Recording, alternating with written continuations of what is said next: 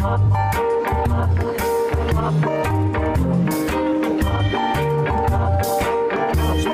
fyrir hrossin.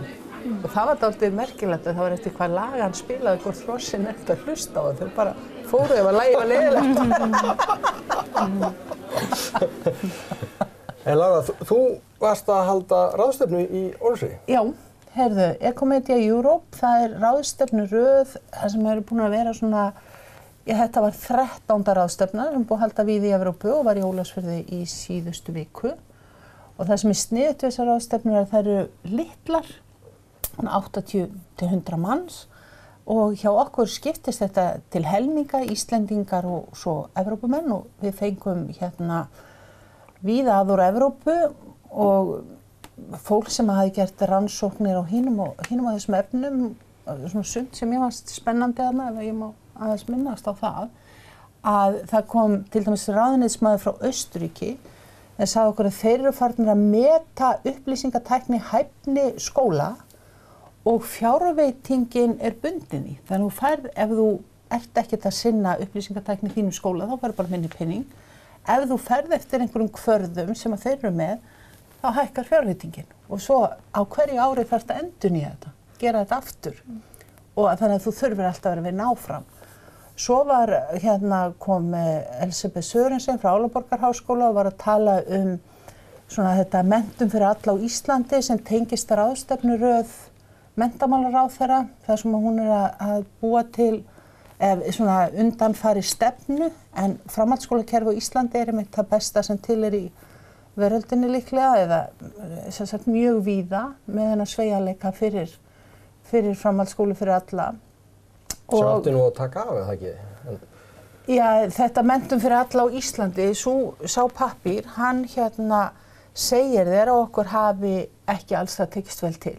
Og þetta er úttekt þetta er Evrópuúttekt á skólakerfinu á Íslandi og því svarar, ég dreg það ályktun að ráðherra svari því með þessum yfir 20 fundum sem hún heldur víða land til að reyna að skoða hvernig má breyta stefnu á Íslandi og sem betur fyrir höfum við framhaldsskólakerfi, ég þekki það auðvitað best, sem að kann að taka við því af því að þú mátt búa til áfanga að kenna annað, þetta er ekki orðið lengur miðstýrt úr ráðuneytinu hvað skal kennt og allir skuli læra svona, það er búið. En hvernig fíluðu sig útlendingarnir að koma í Ólafsfjörð í október? Heyrðu, við vorum heppnir með veður, það er alltaf þessi faktor, þannig að þau fengu að upplifa rigningu og slyddu og heiðskýrt og norðurljós og sól og hvíta fjallstoppa. Allan pakkan? Allan pakkan. Þau voru mjög ánægð og gaman að gera þetta í Ólafsfirði því það sögðu allir, það er ekki hægt. En það er sko hægt. Ekki hægt í sveitinni. En það var ýmislegt í fréttum í vikunni og síðustu daga og eitt af því sem ég hjó eftir var það að vera að tala Akureyringum sem að fjölga svona minna heldur en kannski venjulega og ég veit svo sem ekki alveg hvaða skoðun maður á að hafa á því stundum kemur svona dálítið fjölgun inn seinni hlutan. Já, ég hef nú ákveðna skoðun á þessu máli sko. Þessi fjölgun á Akureyri núna er 0,5% meðan það er 2% á landinu. Og mér finnst þetta frekar léleg þróun þó að sumir tala þetta sé hægfara, góð, eitthvað svona sko, Akureyri sko.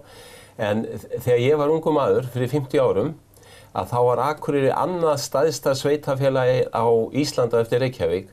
Núna erum við komin í 5. sæti og stefnum í 7. og 7. eftir svona 10 ár og mér finnst þetta mjög alvarlegt hvernig þetta er að þróast og við erum að tala eitthvað núna síðustu 8 mánuði 2% og 0,5%. Jú, en svona er þetta búið að vera í 50 ár og við erum bara að vera með minni svona stærri sveitafélögum á Íslandi og það finnst mér ekki góð þróun. En hvað er til ráða?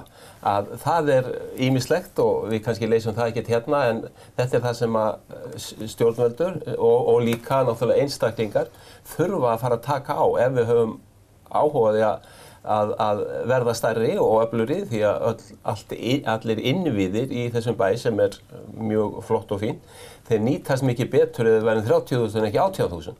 Svoleiðis að það er bara gaman að spjalla þetta en þetta er ekkert sko bara síðustu 8 mánuði, þetta er búin að vera í 50 ár og sem við höfum dregið svona aftur úr hægt og rólega, sem skelfilegt að mínum mati. En svona spurning sko, hvað eiga stjórnvöld hérna á svæðinu að gera til að örva þetta? Ef við höfum þetta markmið sko, að verða stærri hérna á Akureyri. Já, já. Hvernig geta stjórnvöld á staðnum helst stutt þetta?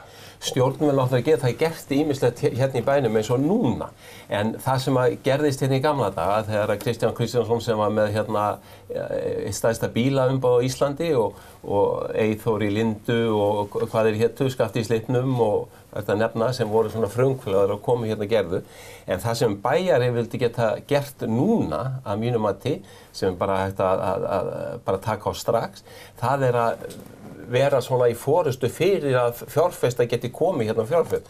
Og þá langar mig að tala eins og með hérna miðbæjarskipulagið sem búið að vera tilbúið í síðustu 4 ár, en það vantar svona hesluminn að bæjaryfirvöld ákveði að ganga frá þessu endilega, það er samt búið að ákveða þetta. Og ég veit það eru stórir aðilar á Íslandi og líka hérna á Akureyri búin að sýna þessum svæðum áhuga að fá að byggja þarna, skiljiði. En bæjaryfirvöld eru búin að vera undanfarin ár með allt niðruns í þessu og það þetta sem hægt bara að leysa á morgun. Það bara ákveða að gera þetta og fara þá að vinna þetta og bara eftir hálft ár að segja við fjárfesta, heyrðu, það eru til hérna þessar lóðir í miðbænum, gjörið þess vel og komið og hvað gerist þá? Þá skapast sko flott og fína byggingar og þá þurfa þessir fjárfestar sem að fjárfesta þetta að fá fyrirtæki og einstaklingar til að koma inn í þetta og það skapa tekjur fyrir bæinn. Svo það bara ef ég á að vera með eitthvað sko, sem hægt að gera bara strax. Já. En það náttúrulega margt annað og á þessum 50 ári sem ég talaði að þetta ekkert sko, þetta ekkert bara eitthvað eitt atriði. Það sko margt sem að hjálpast að gera okkur svona léleg í fjölgun. Maður spyr sig sko á síðustu árum, voru að gera einhver mistök þar sko? Ég svona spyr sjálf mig að á síðustu árum þá held ég hafi verið dálítið gott tækifæri til að fjölga íbúum á Akureyri og það hafi verið vilji til þess að flytja til bæjarins. Margt fólk sem var alveg til í það. En þetta var spurning hvort það væri laust húsnæði og leikskólapláss og eitthvað slíkt. Og þegar við förum inn í svona tímabil, þurfum við þá ekki að hugsa svolítið það að leyfa verktakageiranum að vera í því að byggja íbúðir og við sem bæjarfélag séum ekki að taka verktaka til þess að fara í stóra framkvæmdir við okkur, til dæmis eins og listasafnið. Var það skynsamlegt að gera þetta þessum tíma eða átti bara hreinlega að bíða þangað til að kæmi einhver svona látiða í efnahagslífið í bænum og fara þá í svona framkvæmd? Já, hagfræðin segir náttúrulega eigi að bíða og gera svona stóra hluti af sveitarfélögum, ríkissveitarfélögum þegar er lagð í hérna þjóðfélaginu. En þetta nú búið að tala í 20 ára en virðist ekki gerast. Já.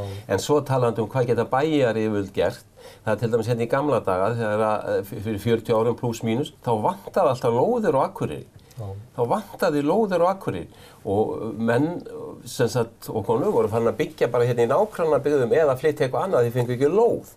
Og þetta náttúrulega alveg galið. Og svo talandi þetta og verktaka og þeir sem að byggja hérna. Það var einn verktaki sem að talaði við daginn og sagði Raggi og ég fann hann var í uppnámi. Hvað nú?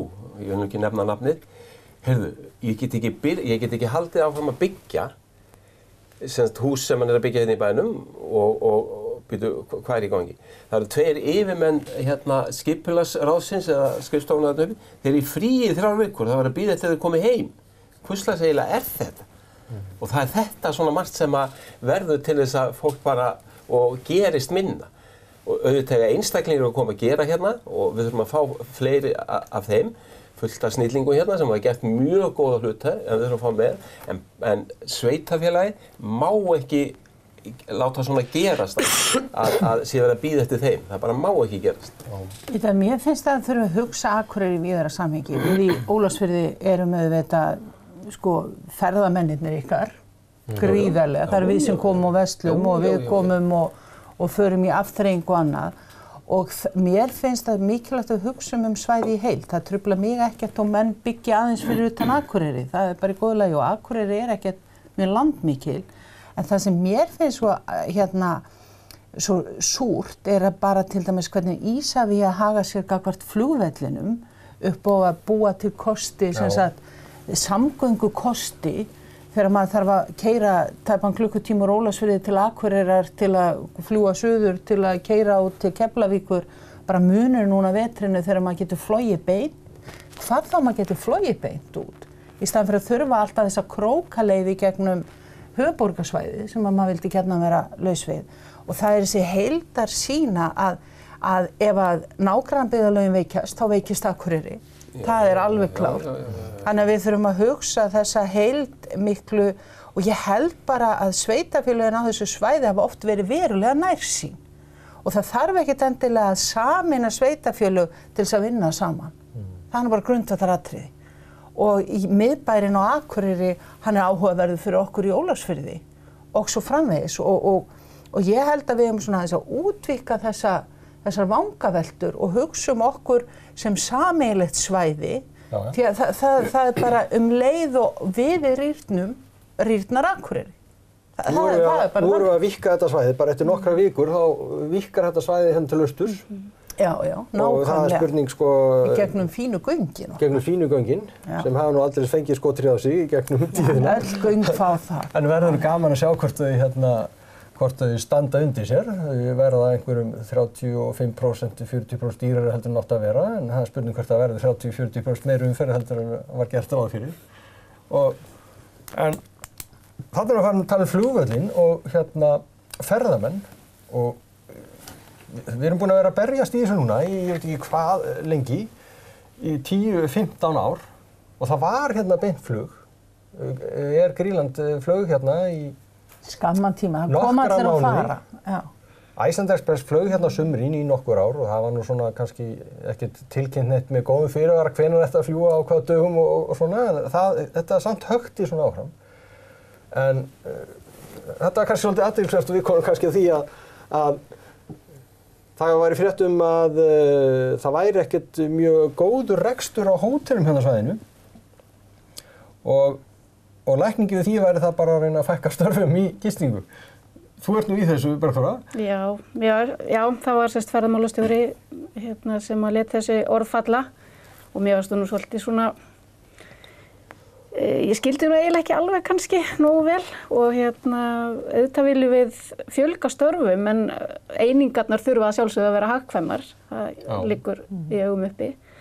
En talandi þessi göng og að stækka svæði, ég svo innilega sammála af Akureyringar stundum og ekki kannski bara Akureyringar. Þeir horfa pínu svolítið nærsýnir og horfa svona inn á við. En við erum náttúrulega, ég bý á Svalbarðsströnd og þú út á Ólafsfirði og við erum hluti af þessu svæði og ég man alveg, við höfum gengið í gegnum nokkrar umræður sameiningu og ekki sameiningu og sínum tíma fyrir ekkert mjög mörgum árum finnst mér, var nú kosið hvort þetta sameina allan Eyjafjörð.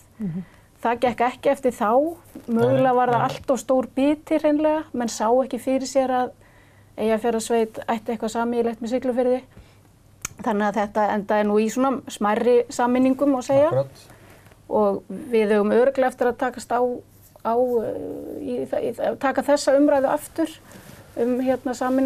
sameininguna. En núna þetta með ég keyri náttúrulega fram hjá þessum gangnamunna og þessum gangnaframkvæmdir oft á dag. Og hafa hann alveg tekið á taugarnar stundum en maður náttúrulega bara glaður fyrir hönd síns héraðs og Norðurlands og auðvitað Íslands alls. Við þurfum ekkert alltaf að vera einhvern veginn, mér stundum eins og svona þessi byggðuumræða svolítið slagsmál, bara þið og við, okkur fáum við ekki þetta og þið við þetta. Það snýst ekki það, við erum bara öll saman á þessari eyju. Allar samgönguframkvæmdir eru góðar fyrir okkur sem Íslendinga. Mér alveg sama þó að göngin séu byggð fyrir austan eða vestan eða hér fyrir norðan. Man hefur mest áhrif á líf mitt væntanlega þessi Vaðlaheiðargöng. En 10-20% af þeim sem munu keyra þetta gegnum munu vera Reykvíkingar. Til dæmis. Ísland dreifbýli Evrópu, við skulum ekki fara að reyna að leika okkur. Þessi ferðamenn líka sem svo bara að mér finnst alveg frábær innspýting inn í okkar bæði hagkerfi og bara inn í okkar líf á þessari eyju sem erum annars svo einangruð í rauninni. En hvað myndi þetta þýða eins og að við myndum fá flottari miðbæ í Akureyri. Hvað skiptir það miklu máli og við erum að tala um það sko, ok, það skiptir ekki bara máli fyrir Akureyri. Ef þetta væri nú bara flottasti miðbær í Evrópu af þessari stærða bæ sem svona norðlægslóðum. En ég má halda áfram að þá skiptir það gríðarlega miklu máli.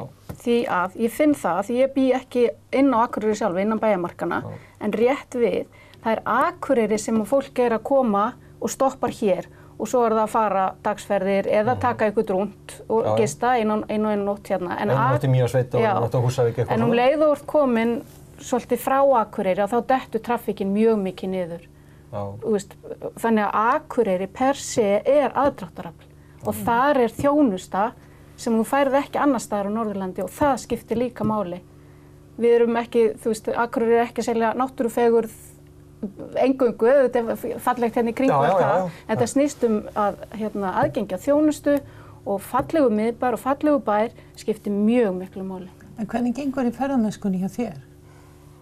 Mér persónulega? Það gengur í rauninni bara mjög vel. Ég búin að stækka aðeins, byrjaði að leigja út bara laus herbyggi sem ég hafði inn í húsi hjá mér. Ekki dauð og djöfull eins og í fréttunum? Nei, það ekki dauð og djöfull. Og eiginlega þá finnst mér að þessi dauð og djöfull, að hún snýst að mörguleitum það að það hefur dregið úr fjölguninni. Og bara 5% núna, en ekki 40%. Sem algjörlega óeðlilegt.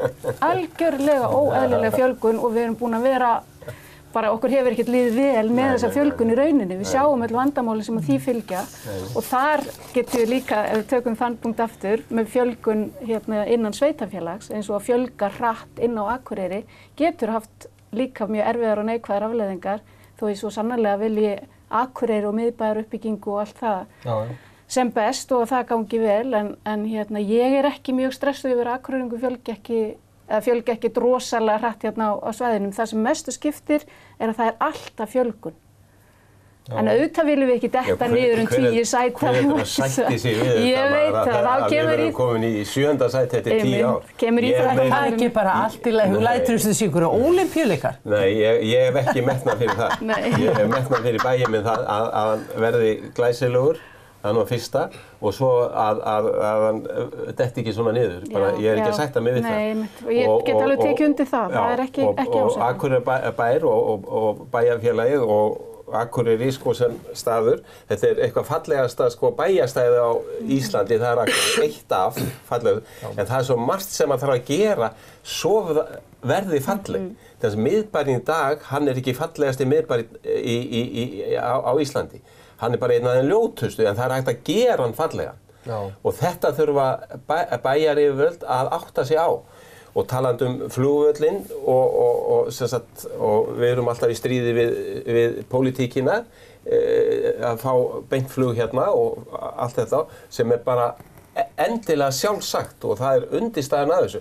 En á meðan bæjaryfirvöld hérna að gagnrýna ráðherra og allt þetta fólk, að þá standa þau sig ekki í stykkinu eins og ég var að segja áðan.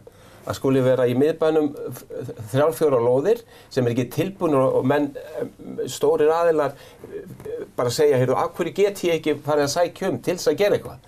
Þá bara gera bæjaryfirvöld svona bara í 4 ár og þetta sömu bæjaryfirvöld og að gagnrýna ríkisstjórnir Íslands fyrir að gera ekkert í samtöðu flugvöllin.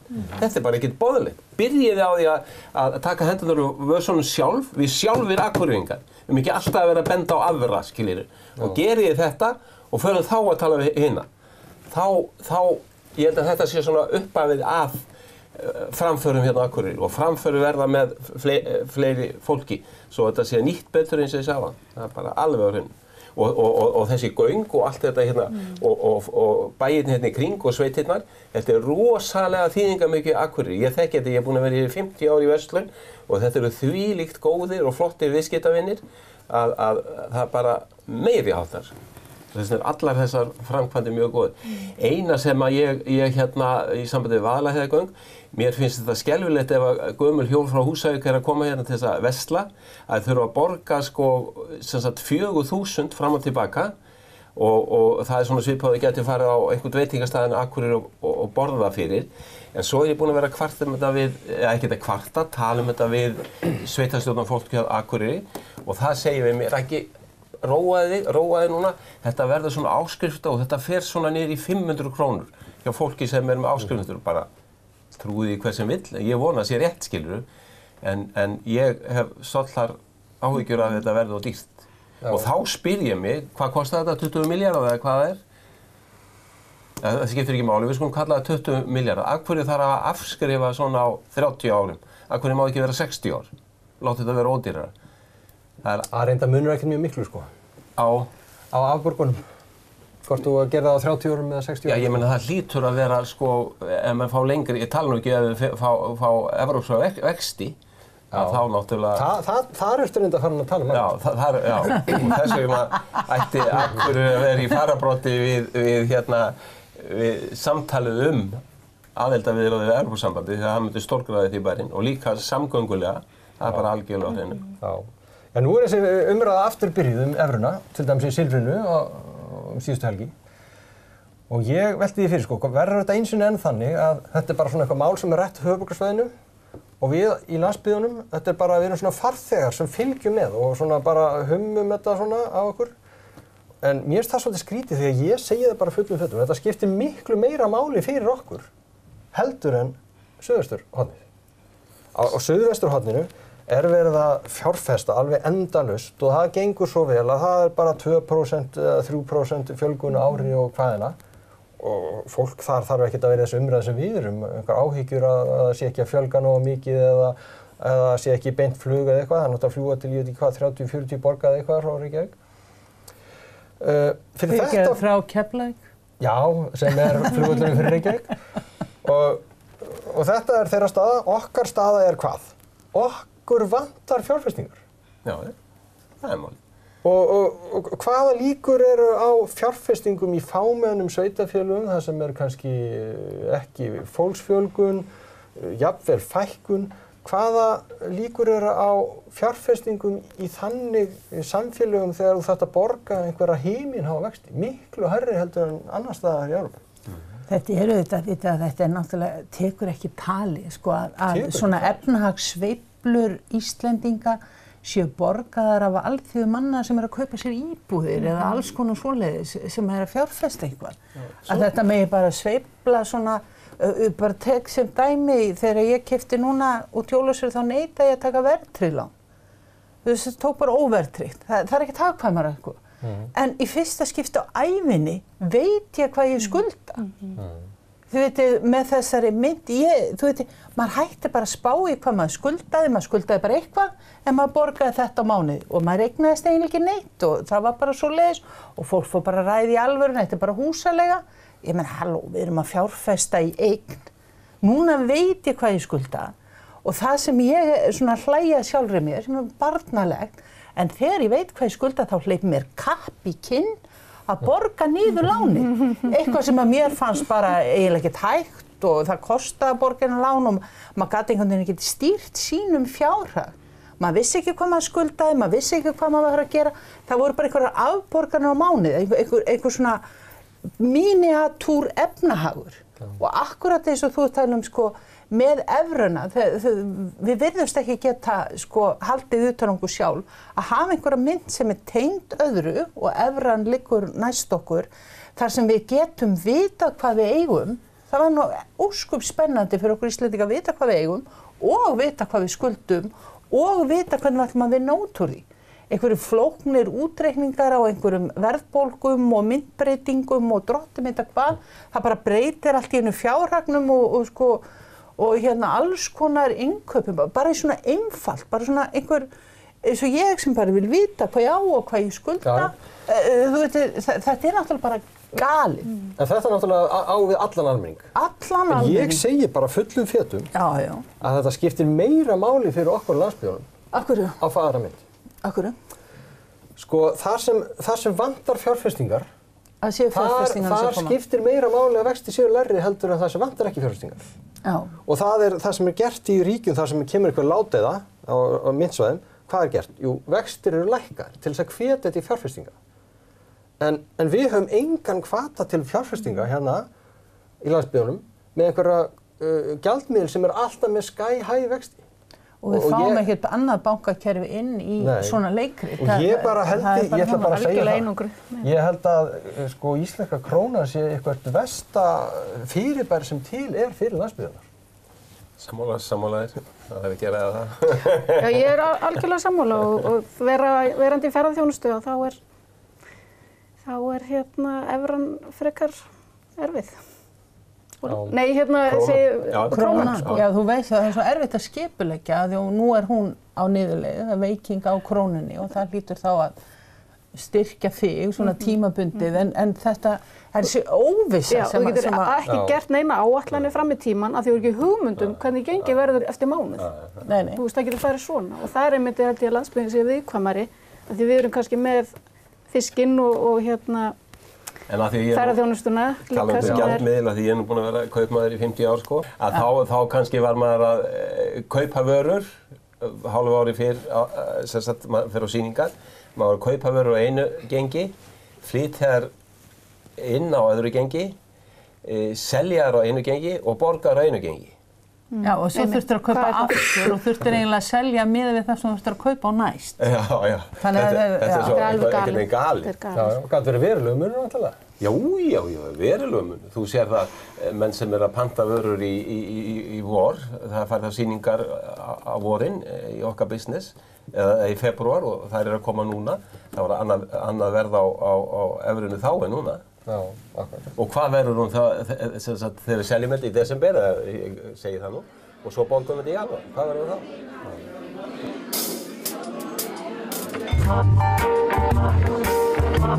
þá?